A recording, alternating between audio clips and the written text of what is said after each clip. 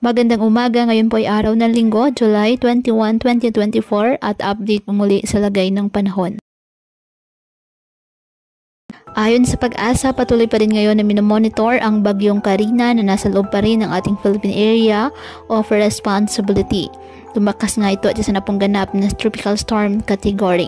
Posibleng lumakas pa ang nasabing bagyo habang kumikilos pa kanluran, hilagang kanluran at inaasahang aabot ito sa typhoon category sa araw ng Martes habang nasa silangan ng Batanes sa extreme northern Luzon. Ayon sa forecast track ng Pag-asa, hindi ito inaasahang tatama sa anumang bahagi ng ating bansa at posibleng tatama sa eastern China. Ngunit papalakasin nito ang habagat o southwest monsoon. Nakakaapekto na ngayon ang habagat na pinalakas naman ni Butchoy at Karina sa Kalayaan Island sa Palawan. Ganun din po sa natitirang bahagi ng ating bansa, apektado pa rin po ng nasabing habagat at ng mga localized thunderstorms.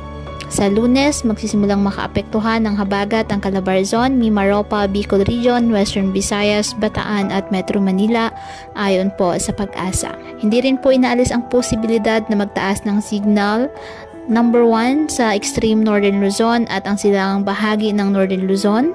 Depende po sa paglapit ng bagyo.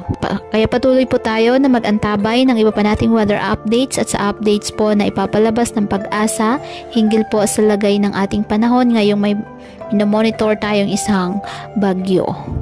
Kaya patuloy po natin na pinag-iingat ang ating mga kababayan sa banta po ng mga pagbaha at pagguho ng lupa, lalo na po kapag may malalakas na ulan, at ugaliin na magdala palagi ng payong o kahit anumang panangga sa ulan sa tuwing lalabas po ng ating mga tahanan. At yan po muna ang update sa lagay ng panahon ngayong araw. Muli patuloy po tayo na mag-ingat at palaging tandaan, God loves you. Stay safe and God bless.